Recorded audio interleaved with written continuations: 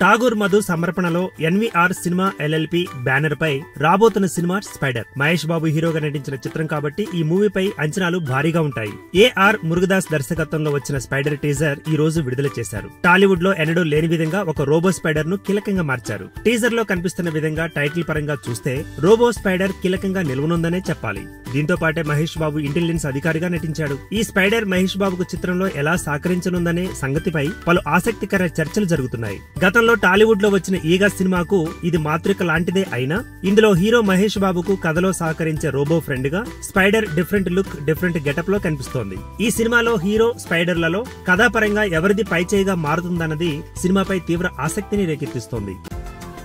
ఈ వీడియో గనుక మీకు నచ్చినట్టయితే లైక్ చేయండి, షేర్ చేయండి, సబ్స్క్రైబ్ చేసుకోండి.